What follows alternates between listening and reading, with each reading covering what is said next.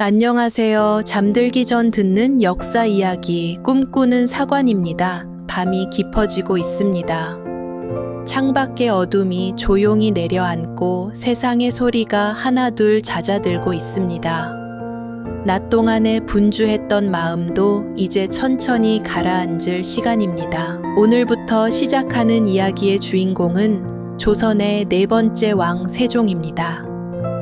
왕좌와는 아무 관계없던 조용한 셋째 아들이 어떻게 왕관을 쓰게 되었는지, 아버지의 칼날 아래서 어떤 슬픔을 삼켜야 했는지, 그리고 마침내 홀로 서는 아침을 맞이하기까지. 불안과 비애, 그리고 조용한 결의가 물결처럼 흐르는 한 젊은 왕의 이야기 속으로 함께 걸어가 보겠습니다. 1397년 늦봄이었습니다. 음력 4월 한양에는 실록이 가득한 계절이 찾아와 있었습니다. 담장 너머로 이름 모를 꽃향기가 바람을 타고 흘러들었고 나뭇가지마다 연두빛 잎사귀가 햇살을 머금고 있었습니다. 봄밤의 달빛은 부드러웠고 따뜻한 바람이 처마 끝을 스치며 지나갔습니다. 그 밤, 한양 어느 사저에서 아이의 울음소리가 울려 퍼졌습니다. 이방원의 셋째 아들이 세상에 나온 것이었습니다. 어머니는 여흥민씨, 훗날 원경왕후로 불리게 될 여인이었습니다. 아이는 건강했고 울음소리는 또렷했습니다. 궁궐이 아닌 사가의 방 안에서 봄바람과 함께한 생명이 시작되고 있었습니다. 조선이 세워진 지 겨우 5해였습니다. 태조 이성계의 아들들은 왕위를 두고 서로를 경계하고 있었습니다. 이방원은 아직 왕이 아니었습니다. 왕자의 신분으로 사저에 머물고 있었으나 그의 눈빛 깊은 곳에는 이미 왕좌를 향한 결기가 서려 있었습니다. 이듬해 벌어질 왕자의 난은 이미 그 그림자를 드리우고 있었고 꽃이 피어나는 계절이었으되 조선 초기의 밤은 결코 평화롭지 않았습니다. 아이는 그 모든 것을 알 리 없었습니다. 어머니의 품에 안긴 채 세상 모르게 잠들었을 뿐이었습니다. 아버지가 곧 형제의 칼날을 넘어 왕좌에 오르게 될 것도 그 왕좌가 먼 훗날 자신에게까지 흘러오게 될 것도 이 작은 아이는 알지 못했습니다. 봄밤의 달빛은 사저의 마당 위에 조용히 내려앉아 있었습니다. 바람이 잦아들고 아이의 울음도 그쳤습니다. 어디선가 풀벌레 소리가 희미하게 들려왔습니다. 그렇게 조선의 가장 긴 이야기가 될 한 생이 소리 없이 시작되고 있었습니다. 불안과 경외 그리고 비애가 천천히 물들어갈 한 청년의 이야기가 지금 시작됩니다. 충녕대군이 글을 배우기 시작한 것은 이른 나이였습니다. 궁궐의 아이들이 을에 그러하듯 스승이 붙고 서책이 놓였습니다. 그러나 충녕은 다른 왕자들과 달랐습니다. 한번 책을 펼치면 해가 기울어도 자리에서 일어나지 않았습니다. 밥상이 들어와도 고개를 들지 않는 날이 잦았습니다. 태종의 적자 4형제 가운데 충녕은 셋째였습니다. 마디 양녕대군은 일찍이 세자로 책봉되어 나라의 기대를 한 몸에 받고 있었습니다. 둘째 효령대군은 온화한 성품으로 불경에 마음을 두고 있었습니다. 막내 성령대군은 아직 어렸습니다. 그 사이에서 충녕은 유독 조용한 아이였습니다. 형들의 그늘에 가려 눈에 띄지 않았고 본인도 그것을 불편해하지 않았습니다. 세자인 마청 양녕대군은 활달한 성정의 소유자였습니다. 사냥을 즐기고 궁박 나들이를 좋아했습니다. 매를 팔뚝에 올리고 말을 달리는 것이 양령에게는 가장 살아있는 시간이었습니다. 태종은 세자의 그런 모습을 못마땅해 하면서도 젊은 날의 기운이려니 여기기도 했습니다. 그 무렵 충령은 서재에 있었습니다. 봄이면 매화향이 스며드는 창가에서, 여름이면 빗소리가 처마를 두드리는 밤에, 가을이면 낙엽이 마당에 쌓여가는 저녁에, 겨울이면 송긋이 시려오는 새벽에도 충령은 책을 읽었습니다. 경서와 사설을 넘기고 역사와 시문을 읽었습니다. 글줄을 따라가는 그 시간만큼은 왕자라는 이름도 궁궐이라는 울타리도 잊을 수 있었습니다. 태종은 그런 셋째 아들을 대견하게 여겼습니다. 그러나 대견함 뒤에는 걱정이 따라 붙었습니다. 밤늦도록 촛불을 밝히고 책을 읽는 아들의 안색이 날로 창백해져 갔기 때문이었습니다.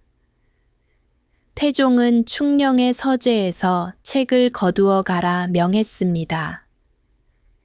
왕의 명인이 거역할 수 없는 일이었습니다. 그러나 충령은 책을 놓지 않았습니다. 옷소매 안에 작은 책을 숨겨 두었다가 사람들의 눈이 닿지 않는 곳에서 다시 펼쳤습니다. 들킬까 조심하면서도 글줄을 포기하지는 못했습니다.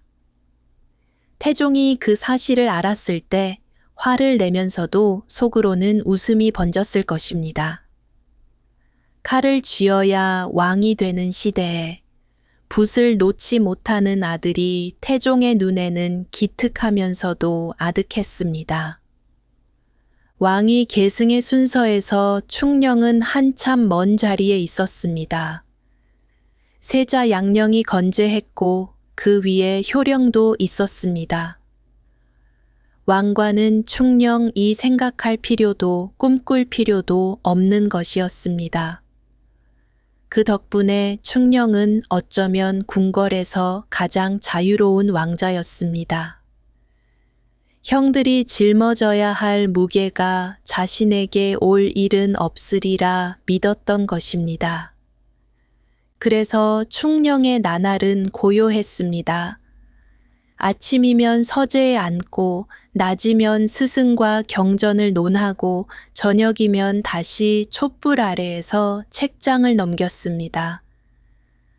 궁궐의 소란이 먼 세상 이야기처럼 느껴지는 나날이었습니다.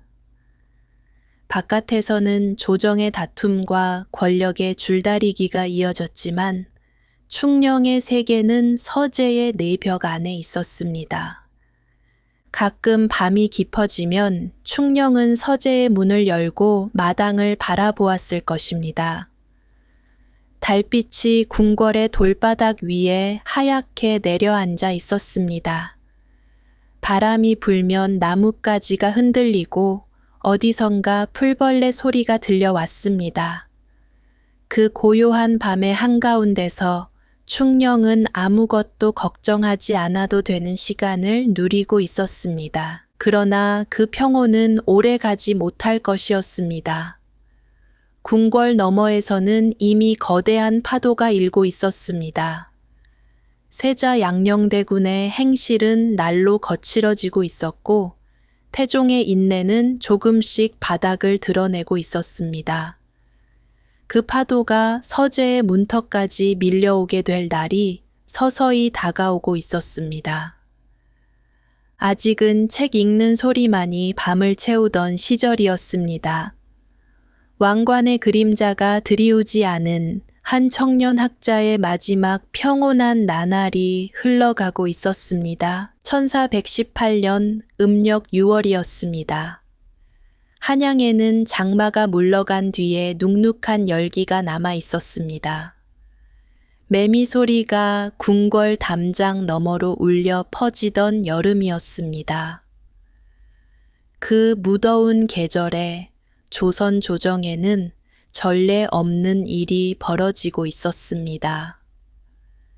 세자 양령대군의 비행은 이미 오래전부터 조정의 근심이었습니다.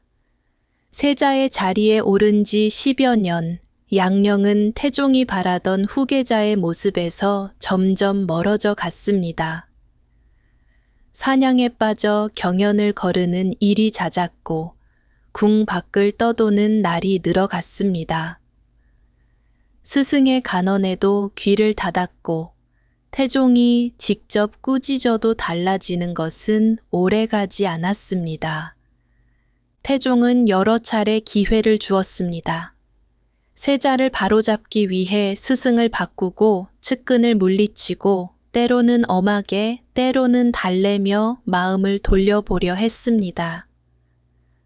그러나 양령은 아버지의 뜻을 따르는 듯 하다가도 이내 다시 제 길로 돌아갔습니다. 신하들 사이에서는 세자의 자질을 두고 걱정하는 목소리가 점점 커져갔습니다. 그해 6월 태종은 마침내 결단을 내렸습니다. 세자 양령대군을 폐위하겠다는 뜻을 조정에 밝힌 것이었습니다. 10년 넘게 세자의 자리를 지켜온 맏아들을 내려놓는 일이었습니다. 아버지로서 쉬운 결정이 아니었을 것입니다. 그러나 태종은 왕이기도 했습니다. 나라의 앞날을 한 아들의 손에 맡길 수 없다는 판단이 결국 아비의 마음을 눌렀습니다. 조정은 술렁였습니다. 세자를 패하는 것은 나라의 근본을 흔드는 일이었습니다. 신하들 가운데는 양령에게 다시 한번 기회를 주어야 한다는 의견도 있었고 둘째 효령대군이 마땅하다는 목소리도 있었습니다.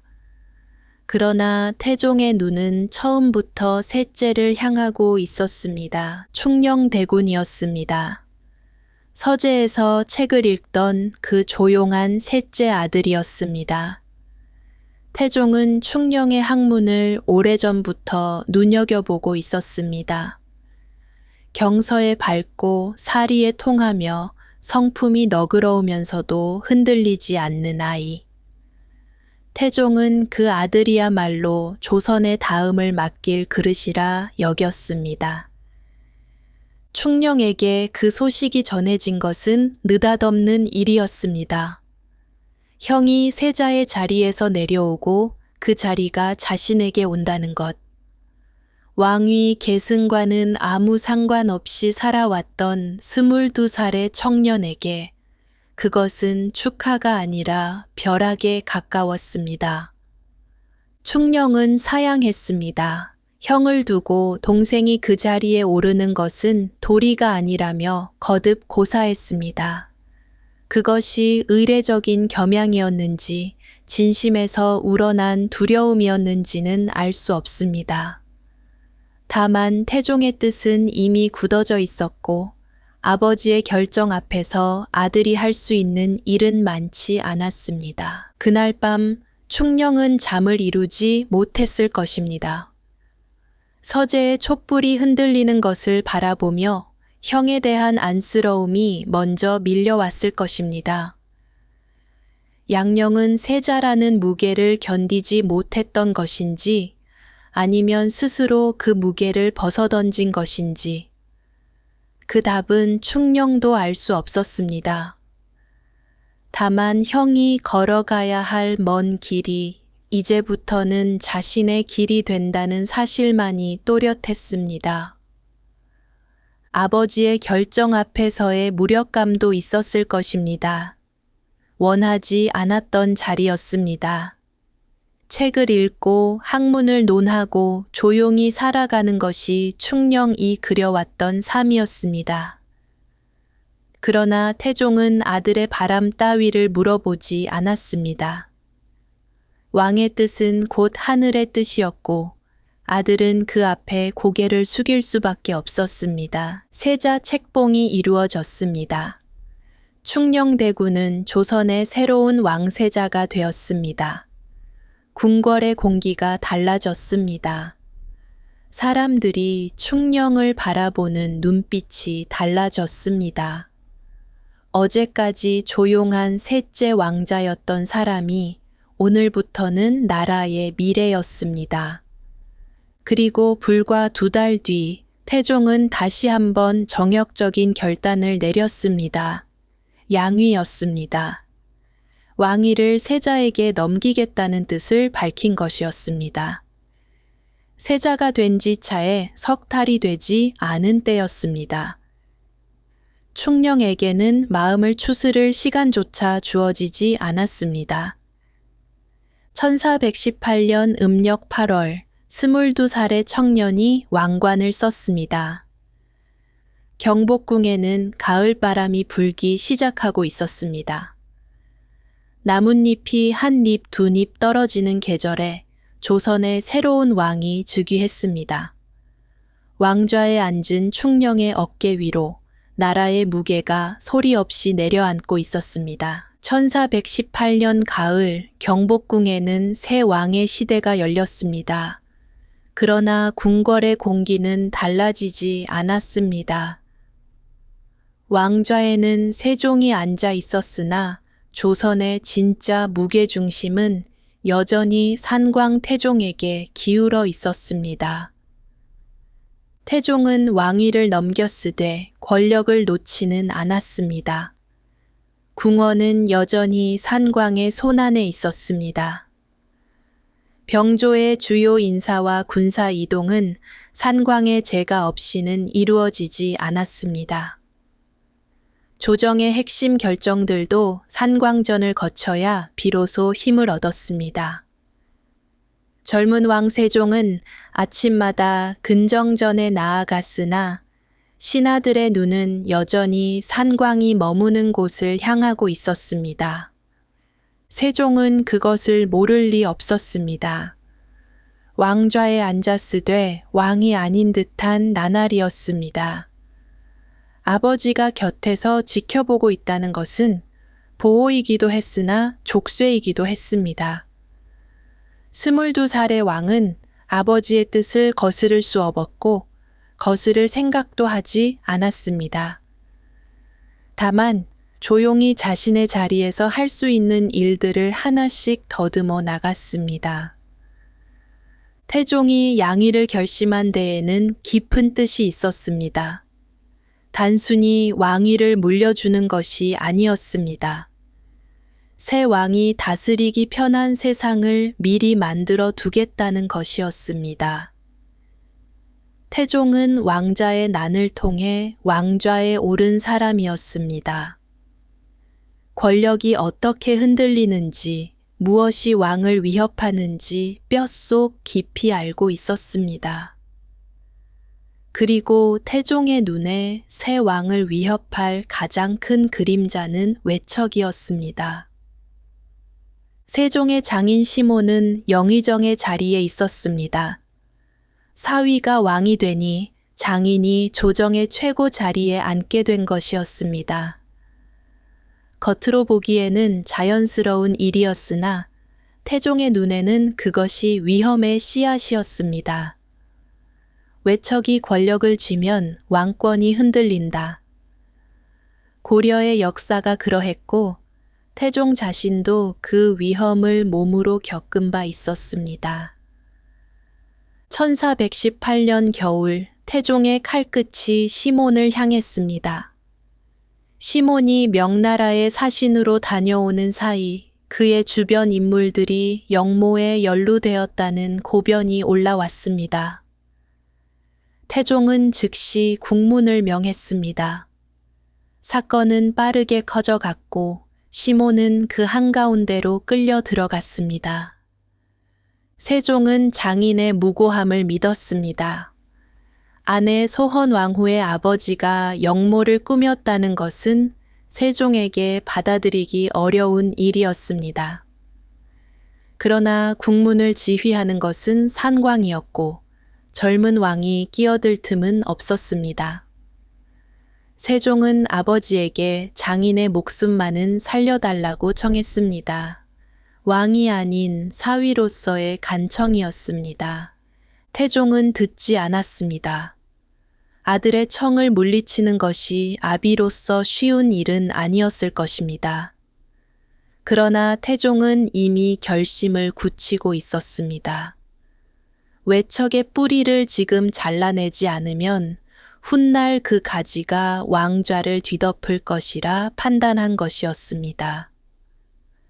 사위를 위한다는 이름 아래 사위의 장인을 베어내는 냉혹한 결정이었습니다.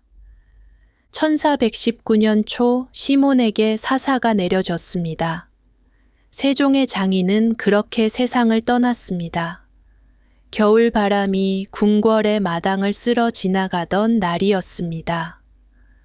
소식을 들은 소헌왕후가 어떤 얼굴을 하고 있었는지 기록은 전하지 않습니다. 다만 왕비의 처소에 오랫동안 불이 꺼지지 않았을 것이라는 짐작만이 남아 있습니다. 세종은 아내의 곁에 있었을 것입니다.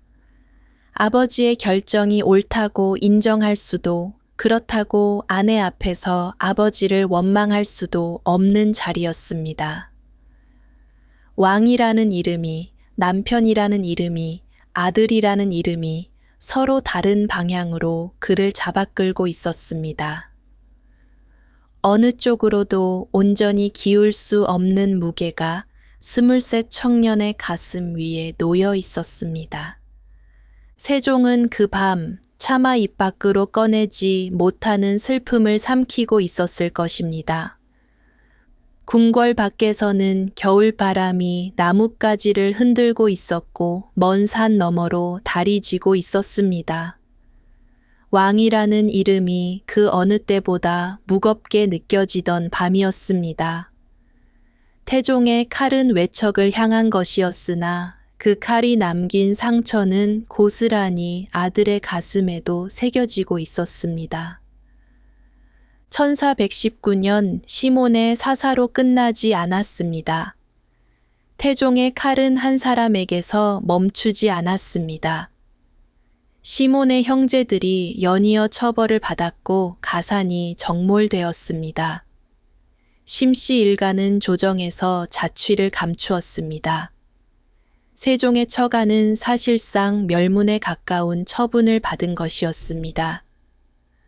소헌왕후 심씨는 친정의 몰락을 지켜보아야 했습니다.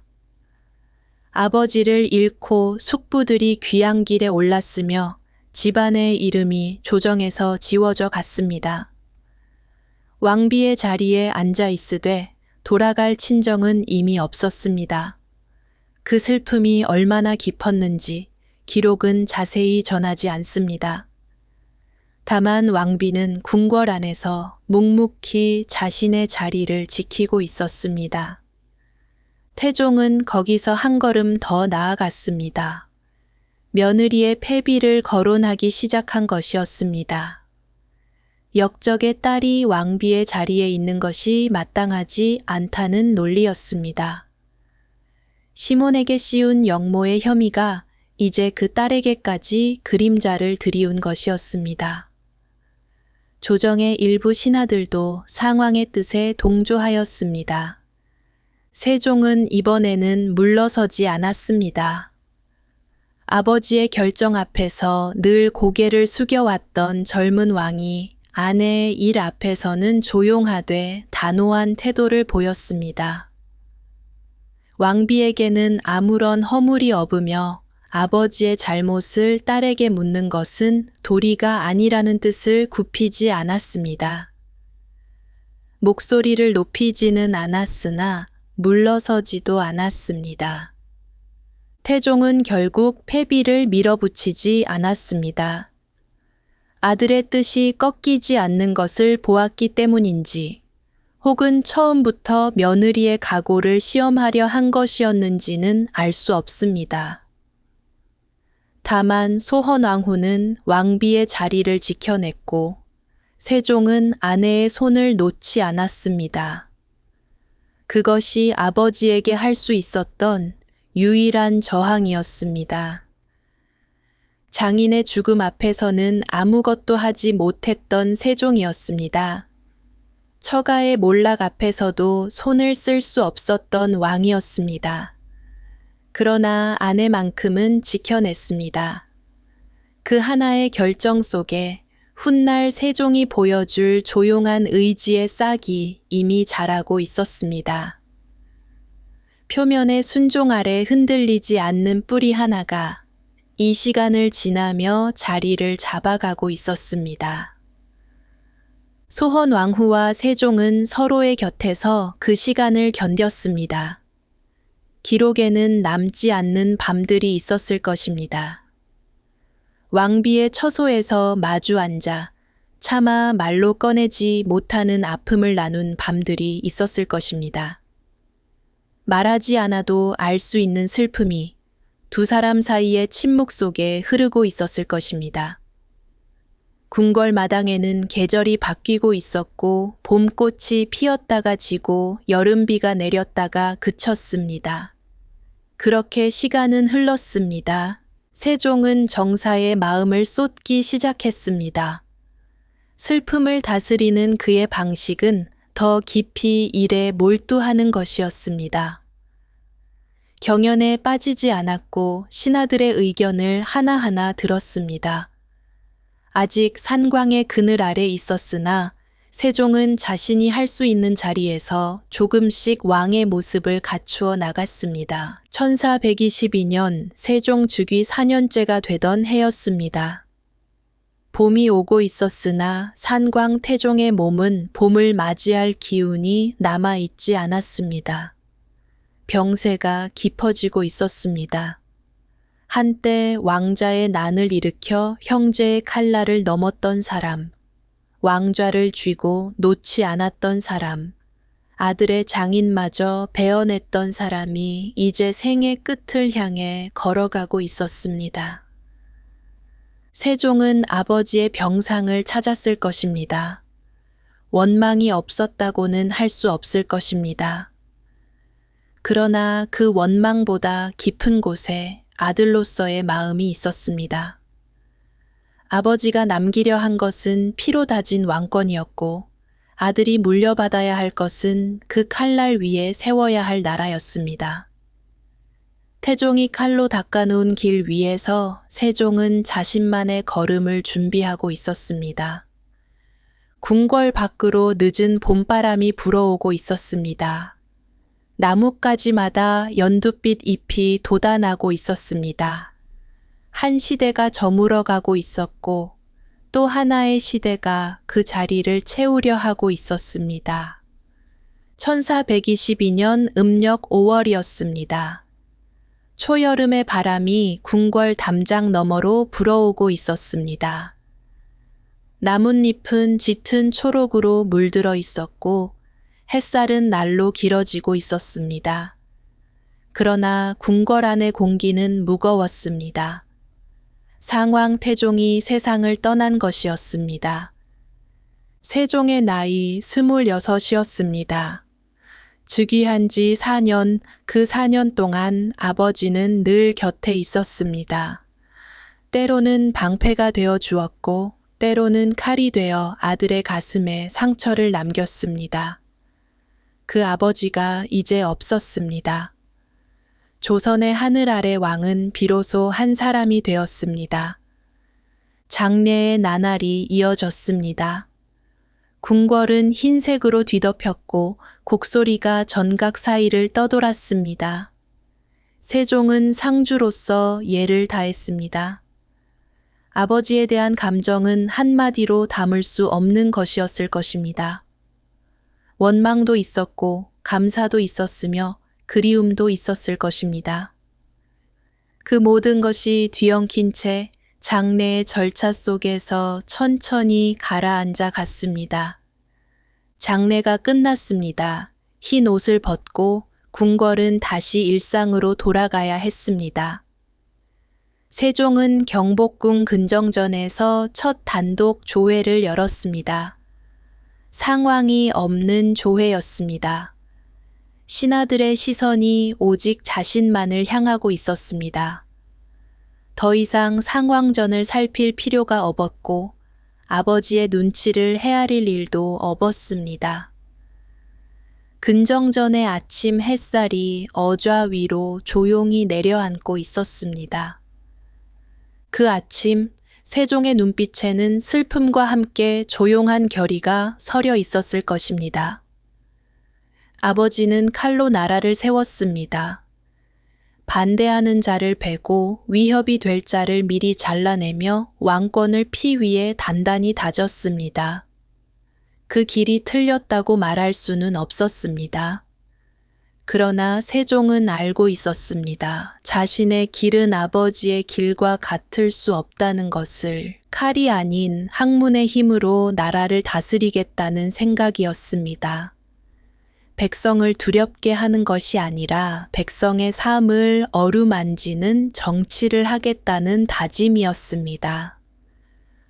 그 조용한 선언의 첫걸음은 궁궐 안한 건물을 향하고 있었습니다. 집현전이었습니다. 태종 때에도 이름뿐인 기관으로 존재하고 있었으나 세종의 구상은 달랐습니다. 학문의 전당을 확대하고 개편하여 조선 최고의 인재들이 모여 연구하고 토론하는 곳으로 만들겠다는 그림이 이미 세종의 머릿속에 그려져 있었습니다. 그 집현전에서 자라날 학자들이 훗날 어떤 일을 함께 이루어낼지 아직은 아무도 알지 못했습니다. 근정전 마당 위로 햇살이 번지고 있었습니다. 바람이 불어와 나뭇잎을 흔들었고 어디선가 새소리가 들려왔습니다. 아버지의 시대가 끝나고 비로소 자신의 시대가 열리는 아침이었습니다. 26의 젊은 왕은 근정전의 그 햇살 아래 조용히 서 있었습니다. 오늘 밤의 이야기는 여기까지입니다. 왕좌와는 아무 관계 없던 조용한 셋째 아들이 형이 내려놓은 왕관을 쓰고 아버지의 칼 아래서 슬픔을 삼키며 마침내 홀로 서는 아침을 맞이하기까지 그 길은 결코 평탄하지 않았습니다. 다음 시간에는 세종이 집현전의 문을 활짝 열고 자신만의 시대를 본격적으로 펼쳐나가는 이야기로 여러분을 찾아뵙겠습니다. 아버지의 시대가 끝나고 비로소 자신의 시대를 열어야 하는 26의 젊은 왕과 함께 오늘 밤은 편안히 눈을 감으셔도 좋겠습니다. 궁궐 마당 위에 내려앉던 그 조용한 햇살이 여러분의 밤에도 잔잔히 스며들기를 바랍니다. 편안한 밤 되세요.